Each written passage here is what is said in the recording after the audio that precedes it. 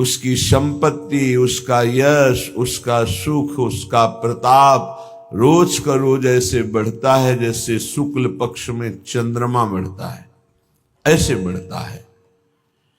काको धन काके पशु मंदिर, काके सुत अबला,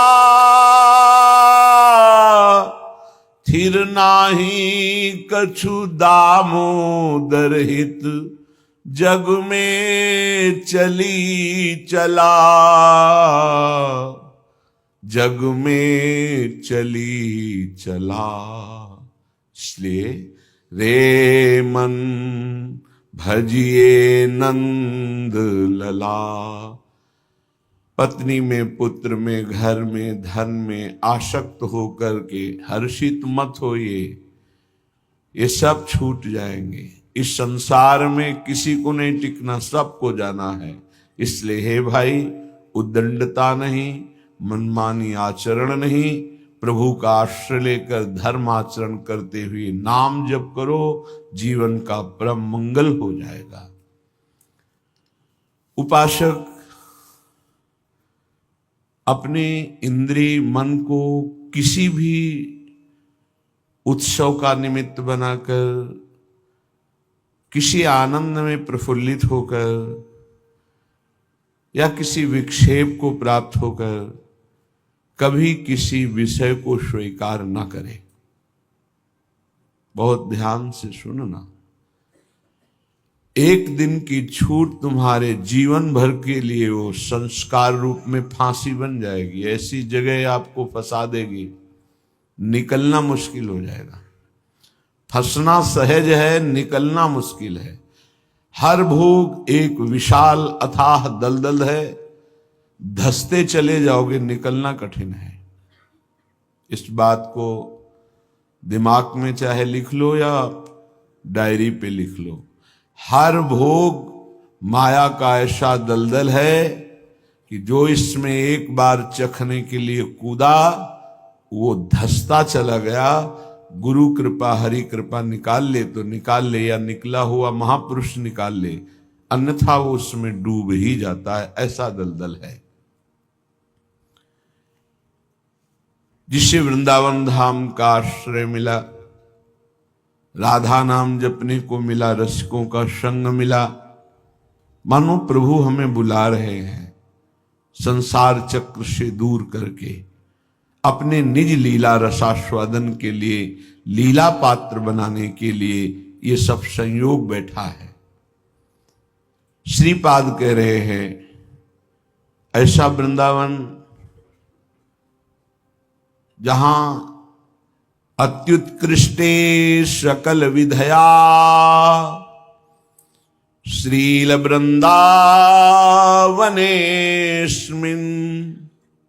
दोषान् दृष्टान् निजहत दृशा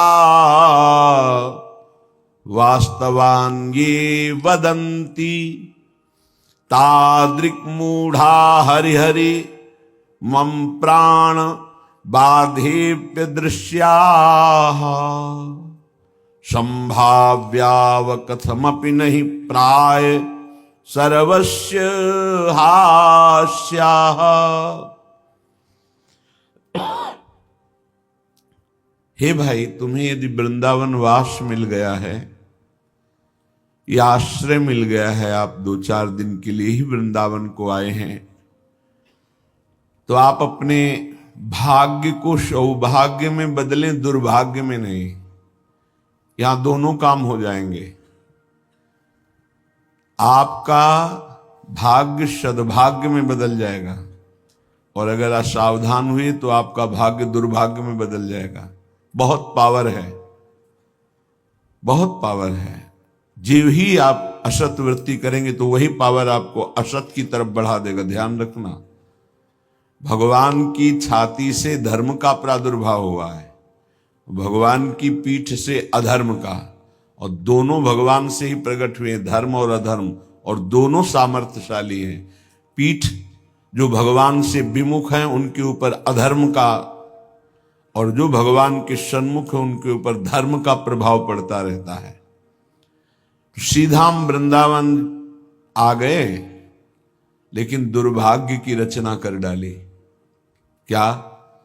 यहां के वासियों की निंदा करने लगे। कल एक महात्मा पधारे थे, तो उन्होंने कहा कि हम बहुत अंदर से परेशान हैं, हमारा भजन नष्ट हो गया। कई दिन हो गए, अगर 1 2 3 दिन तक भजन में बाधा पड़ रही तो भोजन का प्रभाव है, और इसके आगे अगर बढ़ गया तो फिर वैष्णव अपराध पक्का। दूसरा कोई और तो छोटी मोटी बातें सब भस्म हो जाती भजन करने वाले की। पहली बात, भोजन अशुद्ध हुआ तो 2-3 दिन, तो उनका नहीं तो बहुत लंबे समय से उनका वैष्णव अपराध। बोले हाँ, हमको भी आभास होता है। तो ऐसा यहां श्रीपाद कह रहे हैं, श्रील वृंदावनेस्मिन दोषान दृष्टान निज हत दृशा। वो अपना नाश करने का, दुर्भाग्य लिखने का कार्य शुरू कर दिया। क्या? वृंदावन के वासी में दृष्ट दोष देखना, वर्तमान में जो दोष दिखाई दे रहे हैं। बोले है दोषी इसलिए देखता हूं। नहीं, देखो, वह श्री जी का कृपा पात्र है, आज नहीं तो कल वो महापुरुष बन जाएगा। अर्थात जो महापुरुषों की गति वो उसे प्राप्त हो जाएगी। वो धामवासी है, प्रियाजू ने स्वीकार किया है। आपका क्या अधिकार है कि आप उस पर दोष दर्शन करें? तो कह रहे हैं जो वृंदावन धाम में वास करते हैं उनके दृष्ट दोषों को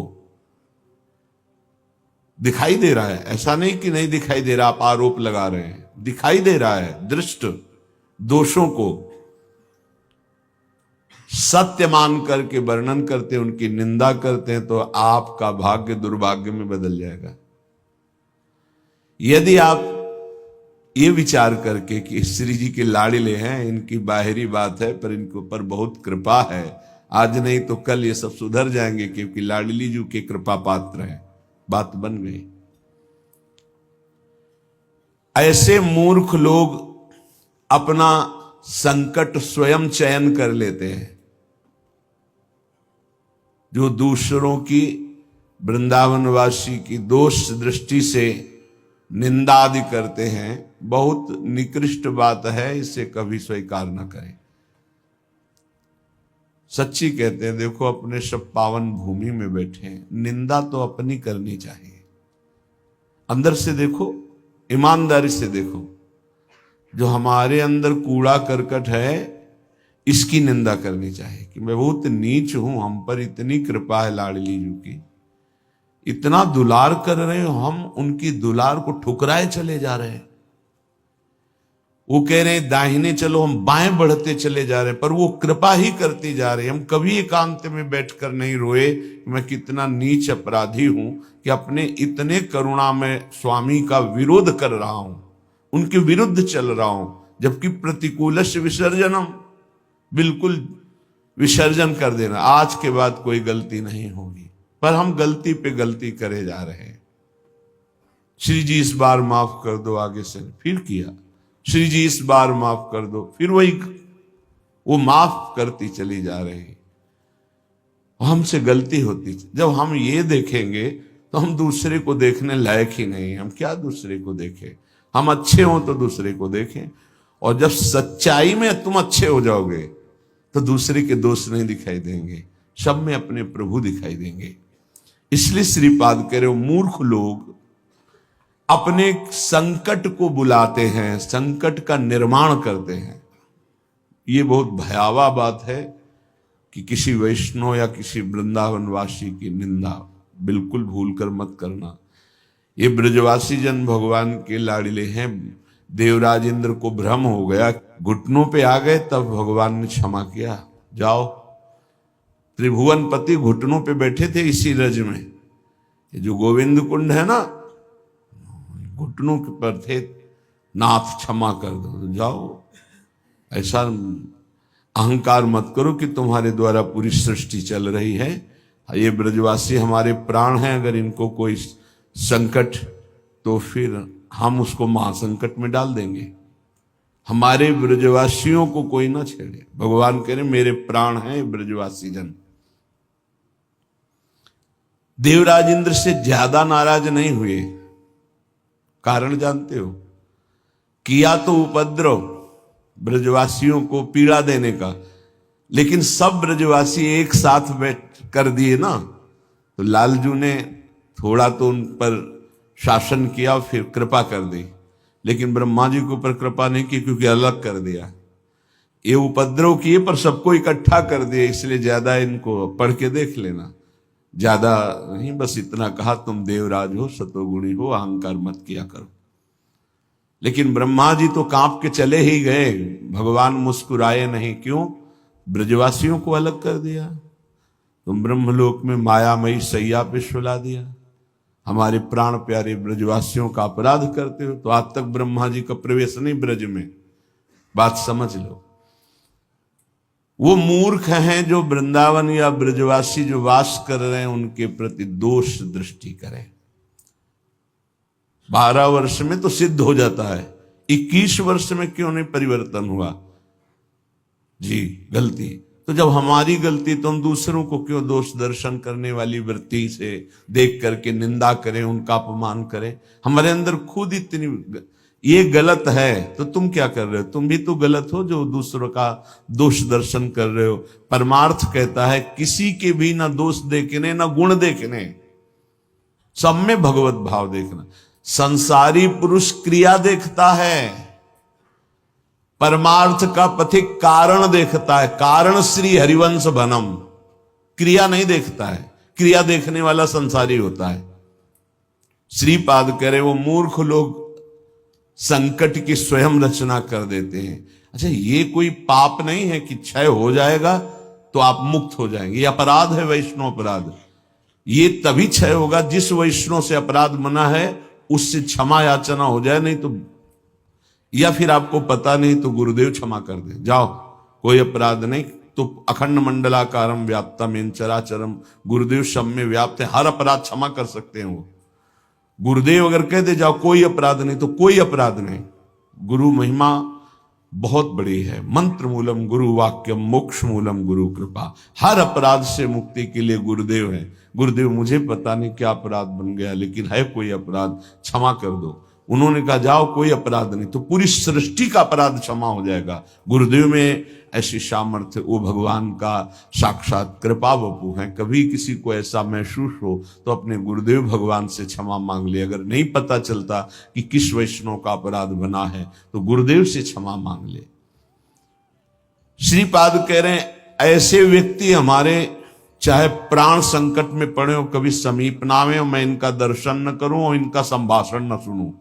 जो संतों की, ब्रजवासियों की, वैष्णव की, भगवत भक्तों की निंदा करते हैं, ऐसे लोग हमारी दृष्टि में ना आवे, कभी हमारे कान में इनकी आवाज ना पड़े, और कभी प्राण संकट होने पर भी मैं इनकी सेवा स्वीकार ना करूं।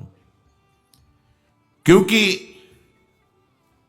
ऐसे लोगों का विषय सेवन करना, दिया हुआ भोजन पाना, या उनके पास बैठना, या उनकी दर्शन करना, इस सारे साधन को हास्यास्पद बना देते हैं। उपहास योग, अर्थात कुछ नहीं रह जाता जो ऐसे लोगों का संग करता है।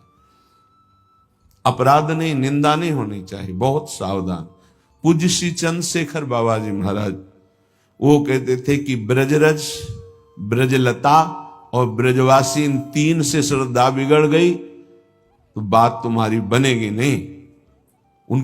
उनके श्रीमुख के शब्द थे कि तुम रेगिस्तान में वास कर लो तो तुम्हारा कल्याण हो सकता है, लेकिन ब्रजवासी, ब्रजरज, ब्रजलता, इनका अपमान अपराध करोगे तो वृंदावन में तुम्हारा कल्याण होने वाला नहीं है। वो डायरी में लिखा हुआ पूज्य चंद्रशेखर बाबा जी महाराज, वे भी 25 वर्ष पहले की बात, प्रारंभ में ही दर्शन के लिए। तो यहां श्रीपाद कह रहे हैं ऐसे मूर्ख लोग अपने संकट का स्वयं निर्माण कर लेते हैं। किसी भी विषय में क्यों ना हो, जो वृंदावन वासियों की निंदा करते हैं उनका मैं दर्शन न करूं, कभी संभाषण न करूं, कभी दिया हुआ कोई पदार्थ या विषय सेवन न करूं। उपासक को सावधान रहना चाहिए। अपना काम बनाने आए हो कि तुम यहां सृष्टि सुधारने आए हो? देखो तुम्हें पक्की बात बता दे, भगवान भी पूरी सृष्टि को नहीं सुधारे।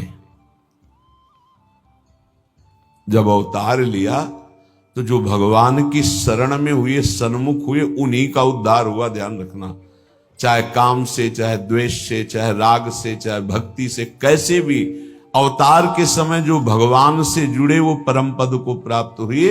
भगवान के अवतार के समय हम लोग भी होंगे, कीड़ा मकोड़ा, दीमक, चींटी चीटा जो बने होंगे, तो हमारा उद्धार नहीं हुआ। जो सन्मुख हुए, नाम जप किया, उन्हीं का उद्धार हुआ। ये बात पक्की समझ लो। तो भगवान अवतार लेकर के जगत मंगल के लिए आए, पर जो भगवान की शरण में हुए, सन्मुख हुए, उन्हीं का कल्याण हुआ। तो आज भी भगवान हैं, उनका नाम है, उनका रूप है, उनकी लीला है, ये उनका धाम है। जो सन्मुख होंगे, ठीक से चलेंगे, वो भगवान को प्राप्त होंगे। बहुत भय देने वाला प्रसंग है आगे का। महाप्रभु चैतन्य देव श्री रघुनाथ दास गोस्वामी जी के ऊपर अपार कृपा की, तो बहुत ही वैराग्यपूर्ण जीवन आपने कल सुना। ये भगवान ऋषभ देव जी अपने पुत्रों को उपदेश कर रहे हैं। उसी श्लोक को महाप्रभु ने कहा कि गुरुर्न सा स्यात् स्वजनो न सा स्यात्, पिता न सा स्यात्, जननी न सा स्यात्, दैवं न तत्स्यान्न पतिश्च सा स्यान्, न मोचयेद्यः समुपेत मृत्युम। वो गुरु गुरु नहीं है जो अपने शिष्य को भगवत प्राप्ति न करा दे, मृत्यु के पास से छुड़ाकर अमर पद न प्रदान कर दे। वो गुरु गुरु नहीं। गुरु न सस्यात्, वो कैसा गुरु जो अपने शिष्य को भगवत प्राप्ति न करा दे। वो कुटुंबी स्वजन नहीं है जो भगवान के भजन में ना लगा दे। अगर भगवान का भजन नहीं करने देता तो जाके प्रिय न राम वैदेही तजिए ताहि कोटि बैरी सम जद्यप परम सनेही। वही कुटुंबी है जो भगवान के भजन में लगा दे। जो भगवान के भजन में विघ्न पैदा कर दे, भगवान में ना लगने दे, वो हमारा कुटुंबी नहीं, वो हमारा स्वजन नहीं, वो हमारा करोड़ों वैरियों के समान है। पिता न सा स्यात्, वो पिता नहीं है जो मुझे भगवान के मार्ग में ना बढ़ाए, बढ़ने से रोक दे। वो पिता नहीं। ये बड़ी उत्तम उपदेश वृत्ति भगवान ईश्वर। वही पिता है जो अपने पुत्र को भगवत प्राप्ति करा दे। सा स्यात् जननी, वही मां है जो भगवान के चरणारविंद में अपने पुत्र की वृत्ति बढ़ावे। लेकिन आजकल तो माता पिता बालक को वही सिखाते हैं जिससे उदर भर जाए। 3 बातें, पेट भर जाए, अच्छे कपड़े पहन लो, खूब भोग भोगने को मिले, यही शिक्षा है। इतने केवल लक्ष्य है। कह रहे सा स्यात् जननी न सा स्यात्, वो पिता नहीं, वो माता नहीं जो भगवान की प्राप्ति कराने का उपदेश न करे, नाम जपने का उपदेश न करे, वो नहीं है माता पिता। दैवम न तत्स्यान्न, यद्यपि दैव बड़ा माना जाता है, पर वो दैव किस काम का जो हमें भगवान का भजन ना करने दे, विमुख कर दे। और सही बतावें, दैव कुछ है ही नहीं, हमारे कर्म ही हमारे दैव हैं। मानव जीवन मिला है इस दैव वाली बात को व्यर्थ कर देने के लिए।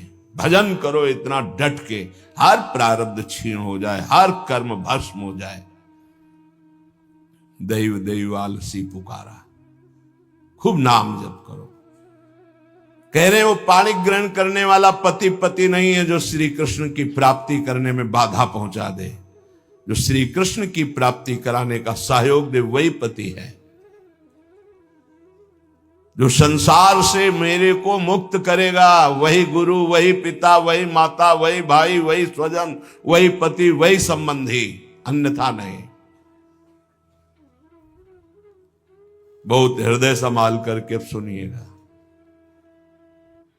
निष्किंचनस्य भगवद भजनोन्मुखस्य पारम परम जिगमिशोर भवसागरस्य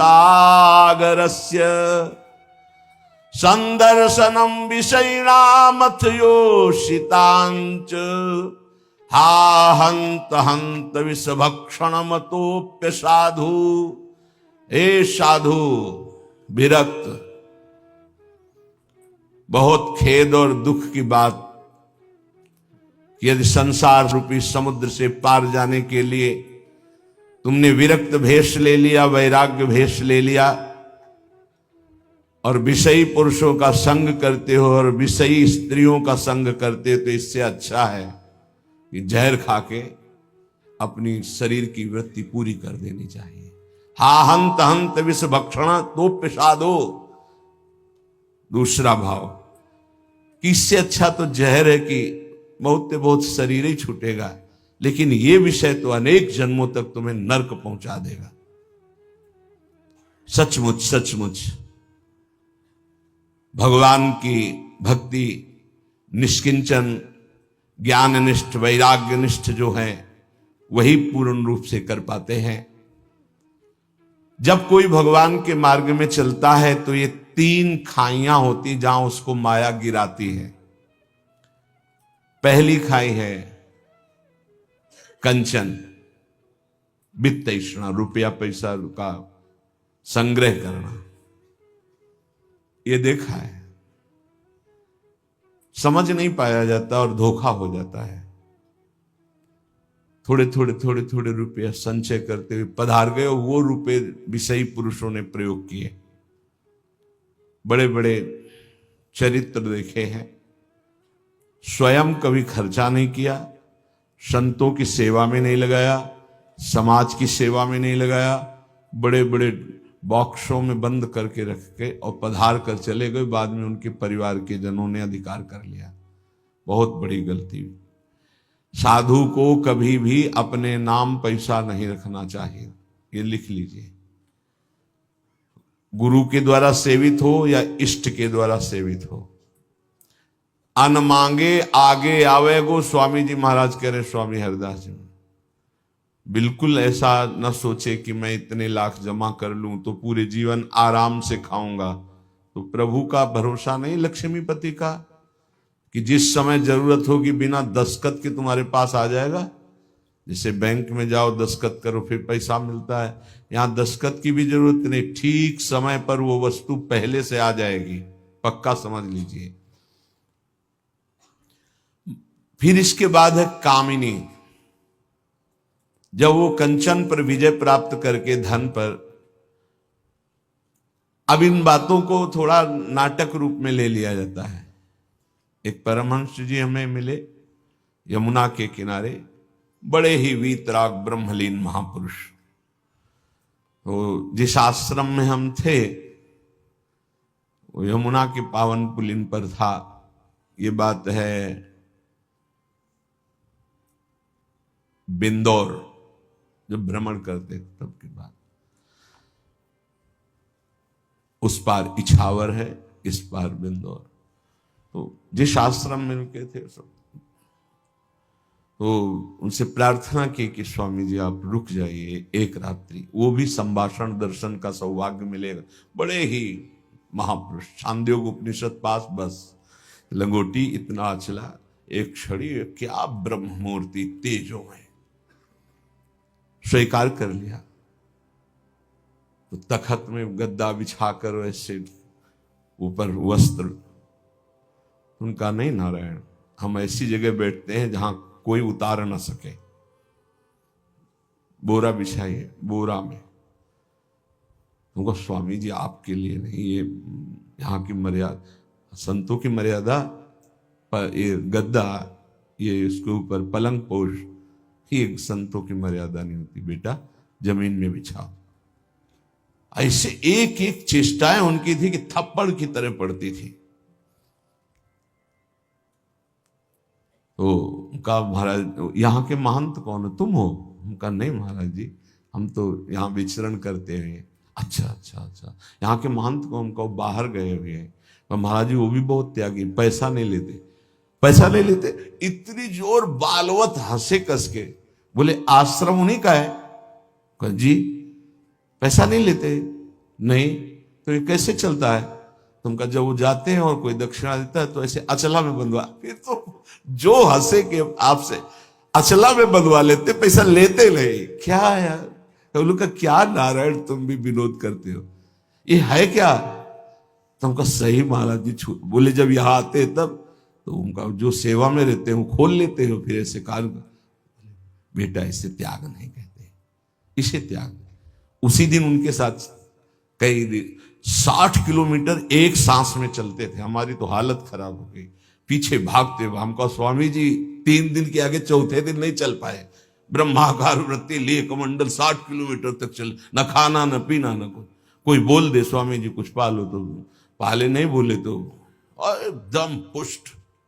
क्या उनका स्वरूप, उन्होंने मतलब जो 3 दिन साथ रहे तो वैराग्य क्या क्या स्वरूप है, स्वरूप का क्या बोध है, कैसी अद्भुत उनकी ज्ञान निष्ठा। कैसा महापुरुषों का अगर एक क्षण भी संग मिल जाए तो जीवन का रंग बदल जाता है।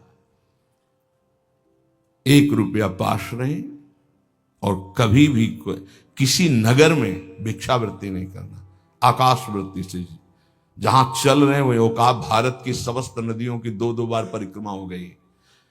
ऐसे महापुरुष। तो कंचन और कामिनी,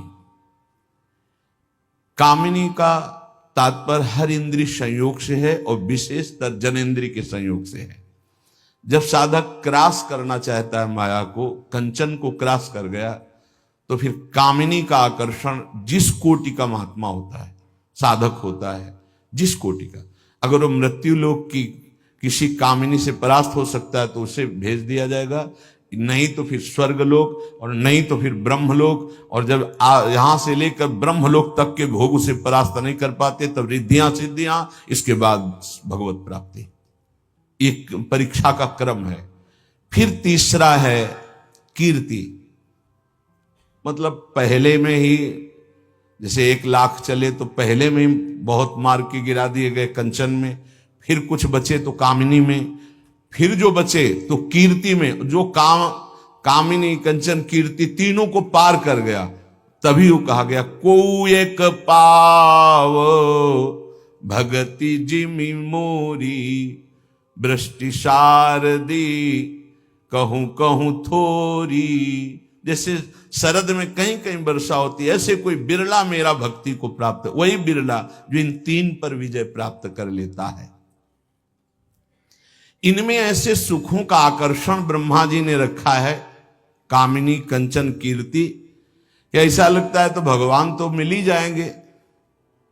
देख लेते हैं, कंचन तजना सहज है, सहज तिया का नेह, मान बड़ाई ईर्ष्या दुर्लभ तजनाए।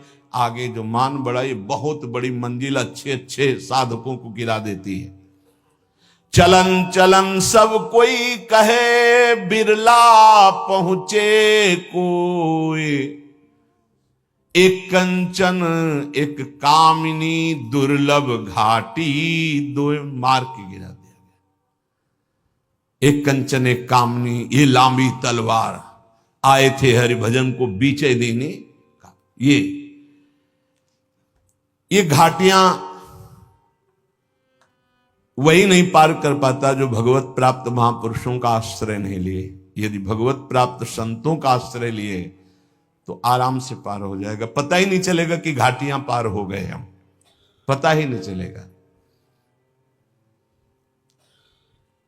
त्याग और वैराग्य का यही स्वरूप है कि इन तीनों से बचे, कंचन कामिनी प्रणाम नमस्कार प्रतिष्ठा कीर्ति, इनसे बचे। महाप्रभु चैतन्य देव सदैव कड़ी दृष्टि रखते थे अपने जनों पर कि कभी इन तीनों का कहीं कोई भी आकर्षण ना हो जाए।